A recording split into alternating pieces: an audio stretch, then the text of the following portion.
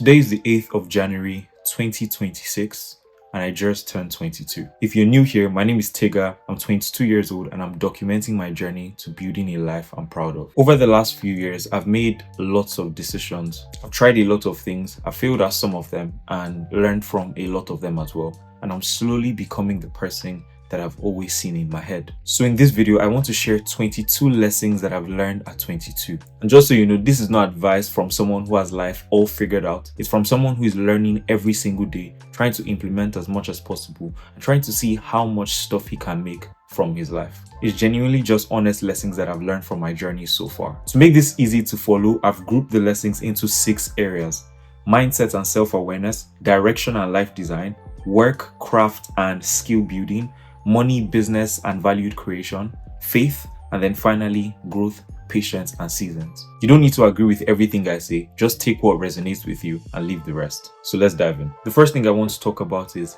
everything is your fault. This is something that I learned quite early, and it's not to say that certain things have happened to you because of the actions that you've taken, because some things are way beyond our control, but you can't really bother about that because you can't change it. So I've learned to put my energy and my focus on the things that actually matter. And how this has helped me is saying that everything is my fault.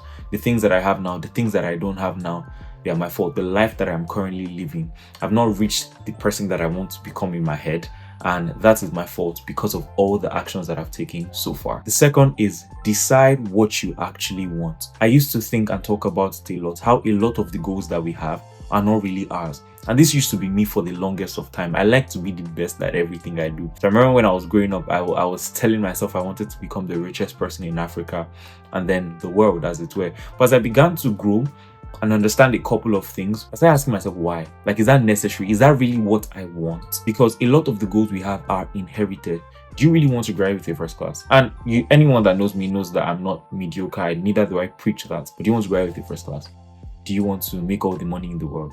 Do you want to be the best in the world at your craft and skill and all the rest? And see, all of these things are good if they are piggybacked off of the right motive. But then a lot of the goals we have are given to us by society and we don't even know it. So decide, what do you really want? Ask yourself why, and keep asking yourself why. Why do you want to become a billionaire? Why do you want to become a billionaire? Why do you want to become a billionaire? Whatever answer you give, ask yourself why and keep asking yourself why. The third is confidence comes from evidence. Usually what people talk about a lot in terms of building confidence is standing in front of a mirror, doing self-affirmations, I'm brave and bold and all the rest. But I've come to realize that confidence comes from knowing that you can actually do something. Take, for example, think of anything that you are particularly good at. Are you confident doing that particular thing? Why? It's not because you've talked yourself up.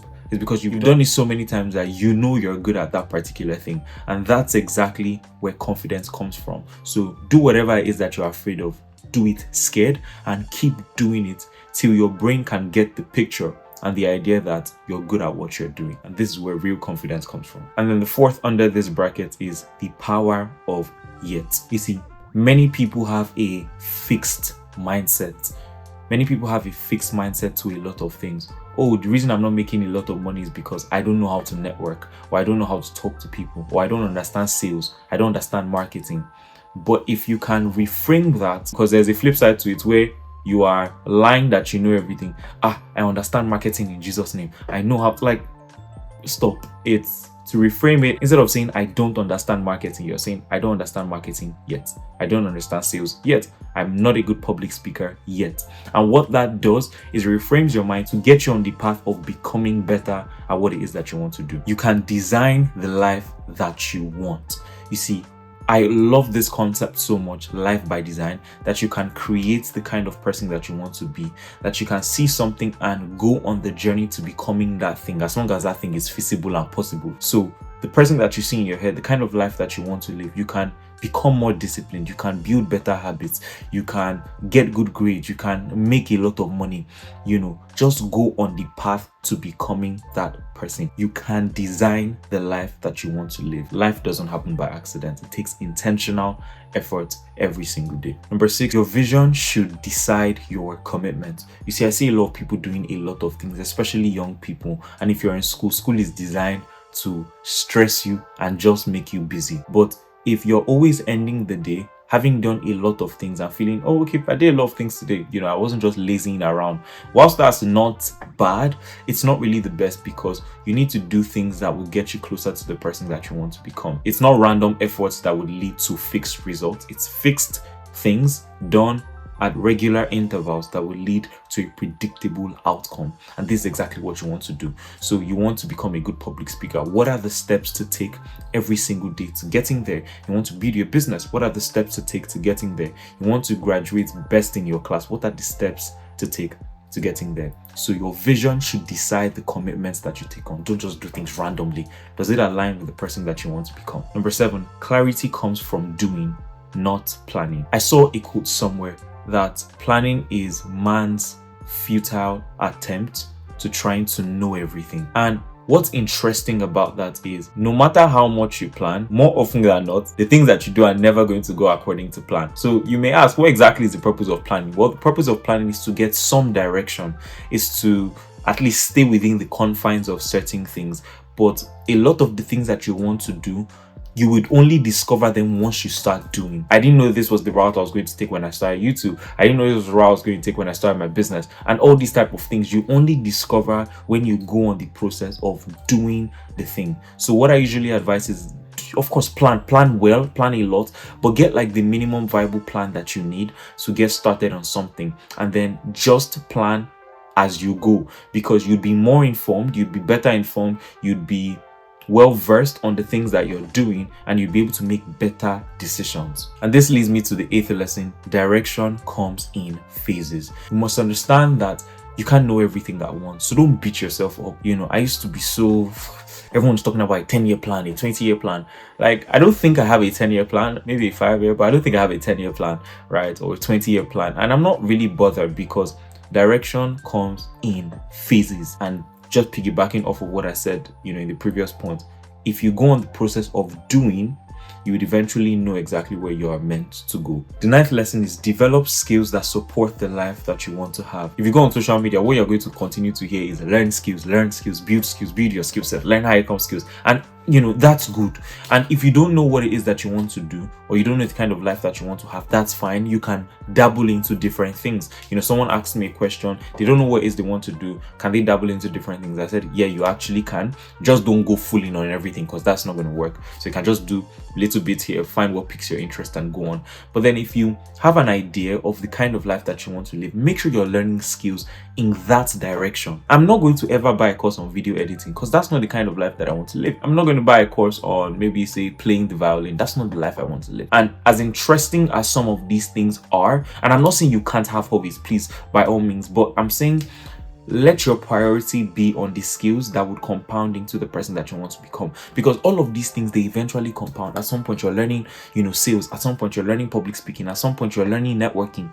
All of these things eventually compound, and if you are not tailoring them into the kind of person that you want to become, you may arrive at scattered results. And that leads me to the 10th lesson is pay to learn faster. Pay for online courses, pay for books, pay for courses. Last year, I want to beat that record this year, but last year I think I spent over 200k on books, just books, no courses, no masterminds, nothing, just books. And I really want to improve on that this year, because people that pay attention. I heard that from someone. So pay for stuff. Don't always look for free workshops. And if you don't have the money, that's fine. Make do with free courses and all the rest. But then, other than the fact that paid stuff many a times would give more value, there is a commitment that you now have, especially if it was something you worked for. If you're earning 1 million, for example, paying for like a 5k product really isn't going to do anything to you. And I'm not saying stress yourself or kill yourself when it comes to paying for these products and services, but when you pay attention. The 11th lesson is read books to close skill gaps. Read books to close skill gaps. In 2024, I think I read 10 books. In 2025, I read 50. And the reason I was able to read that many books, at least I think there are many, is because I started tailoring my reading to the problems that I have. And because I have a lot of problems, I have to read a lot of books. So whatever problem it is I wanted to solve now, I would pick up a book to close that skill gap. So I'm not reading books based off of recommendations. Oh, this friend said I should read this book. Oh, this friend says this book is nice. Or picking up anything that piques my interest. Not necessarily, but if you do it this way, then you're going to solve problems faster. And the more problems you solve, the more valuable of a person you are. So look at your life. What areas are deficient, and pick up a book and read that. And the 12th lesson under work, craft, and skill building is build in public. I mean, the highest return on investment I could say that I've had so far is creating content. It's absolutely been insane. When I finally decided to take Instagram seriously was when I made the most money from my business, and it's because I'm building in public, I'm documenting my journey, I'm sharing my ideas. You just get to gather a lot of information on what people want, right? Especially if you're building stuff for the public, maybe like you're building a product or you're building skills that you want to offer people. If you're building in public, people can see that you have a track record of showing up consistently. One, they can see how much more you've improved, and they can see that you are human. It's one of the biggest lessons that people can actually see. Wait though, this person didn't just become really good at their bits. They were learning, right? And they are able to trust you and willing to trust you more. So build in public. However it is, it doesn't have to be perfect. It doesn't have to be polished. You don't have to be in a studio showing the bits that you're doing, right? Just pick up, your scrappy Android and build in public. 13th lesson is solve problems that people actually need solved. You're going to make a ridiculous amount of money if you simply solve people's problems. It doesn't get simpler than that. Many times people are choosing business ideas that they like. You're thinking of business ideas and how to make money. You found out that there's someone you can get cheap products from, and then you just go and buy plenty stock, plenty dresses, outfits, and everything that you say you want to sell. You may make money, but then if you want to do big numbers, then simply solve problems. And the deeper the problem, the more money you're going to make. Nobody's going to buy your stuff if they don't know about it. And this is one of the most important lessons when it comes to business. If more people, after solving the first problem, which is solving people's problem, if your product is good but people don't know about you, they're not going to buy. So you want to spend a lot of time on this, whether you are creating content. This is not the video for this, but there are a couple ways you can market. But I think the two that I will simply talk about are content and running ad. And if you don't have a lot of money, then just focus on content. Keep pushing out stuff, keep talking about your stuff, keep getting better at creating value and sharing your ideas with people, and then people will buy the things that you are selling. So focus a lot, not just on the product, but marketing the product as well. The 15th lesson is do so many reps that it becomes inconceivable to fail. If you keep doing a particular thing time and time again, it's going to be very difficult for you to fail. See, many times the reason why we haven't achieved a lot of things I want to achieve in business is because we've not done enough reps. I remember when I wanted to start creating content on IG again, and I told myself, what would happen if I post content every single day? I just want to see what would happen, and I couldn't have envisaged the results without running ads. I did 2 product launches at the time. The first one sold out, and the second one made a lot of sales. And I'm just thinking to myself, so it was a volume problem all along, right? And even now, it's still a volume problem. I'm not a multi-millionaire yet because I'm still not doing as much volume as I need to do. So just keep doing a lot of reps, whatever it is you're doing. If you are reaching out to people, reach out 100 people multiple days a week. If you are creating content, create content every day or twice a day even. Just keep putting out stuff, because what's going to happen is it's not just the amount of volume that you're putting out that's making you reap a lot of returns. Is that because you're putting out a lot of stuff, you are learning faster than the regular person. And if you're learning faster, then you're making progress faster, and you eventually get to the person that you want to be, and you're eventually going to be very successful in the business that you're doing. And the 16th lesson under money, business, and value creation is play the long game. Now, like I said at the start, you don't have to take everything I say to heart. You don't have to listen to everything I'm saying, but I'm not a fan of side income and side hustle. Like I hate to hear it, because I think it's a distraction. So whatever it is I'm building, I'm either building it with all of my heart, or I'm not building it at all. If it's something that's just going to bring a little money on the side, I'm not going to do that. At best, I'll just leave that to investing, right? But then side hustle and side income, I'm not really interested. Play the long game. Look at what your life could be like financial wise in the next 5 years, 10 years. What exactly do you want to have? How much do you want to have? And play the long game. And now, I'm not saying that whatever business you start now is the business you're going to eventually land on, in 5 years, in a 5 or 10 year period. That's not the point. The point is that you are thinking that far. So when I'm building products, I'm not building it for, what's going to feed me now. If it's what's going to feed me now, that's not difficult to do, right? I mean, if you're in uni, if you're making 100, 200k a month, like, you can probably feed, right, without school fees and maybe rent and stuff. You can eat comfortably, right? So that's not the point. The point is to build a life that I am proud of in the future, right? So I'm playing the long game, and what that does is it gets you closer to that person faster, because you are looking at the bigger picture.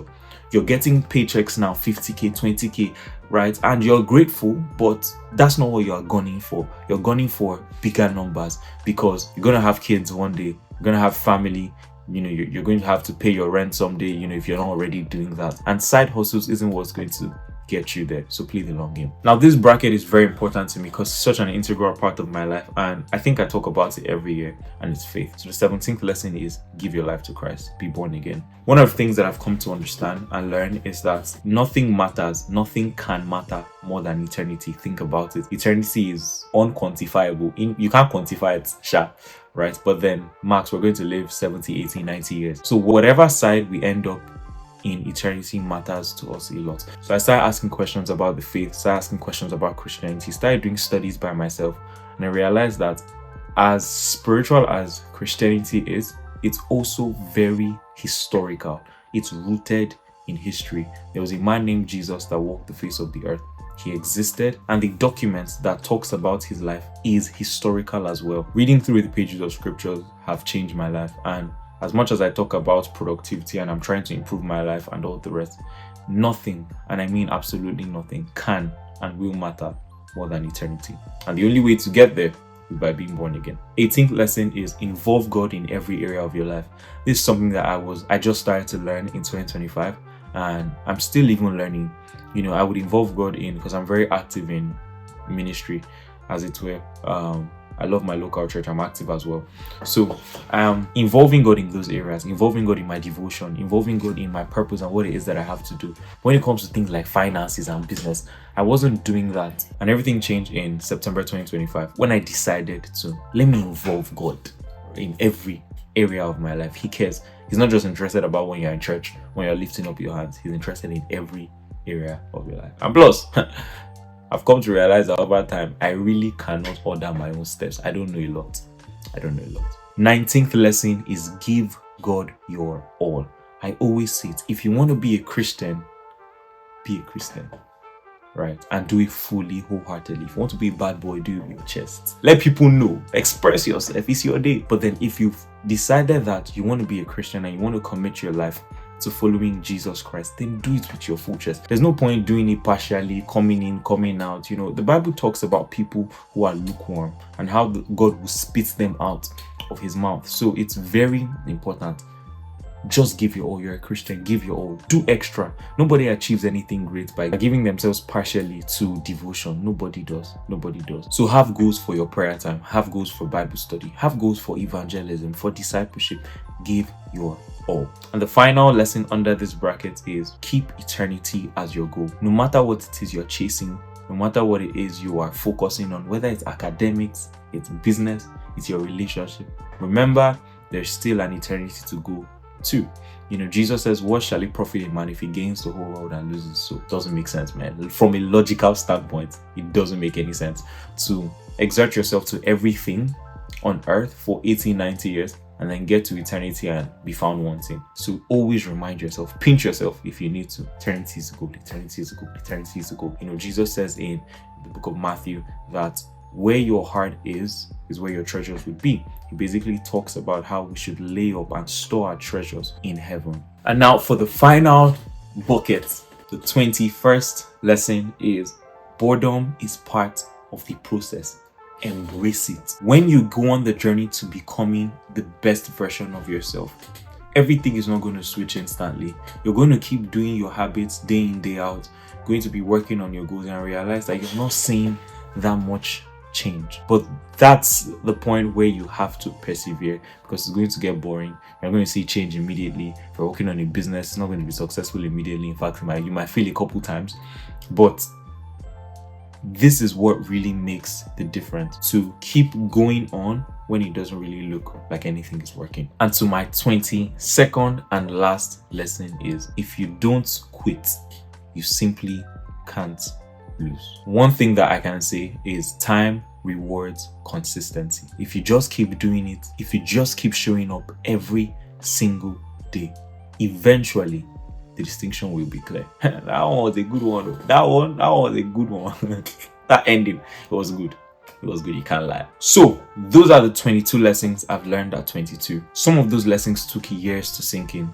Some took lots of failures, and some I'm still actively learning now. So if you're in your late teens or your early 20s and you're still trying to figure things out, things don't seem clear yet, and you really don't know what to do, you genuinely feel stuck, just give it time. Just give it time. Because at the end of the day, if you've already made a decision to become better, to do better, to be better, to live better, then you've already outpaced a lot of the people that are in the same age bracket as you. So things would eventually work out if you just keep at it. So remember that growth takes time, clarity comes in phases, and a meaningful life is built slowly. So if this video helped you in any way, make sure to share it to someone that you think might need it.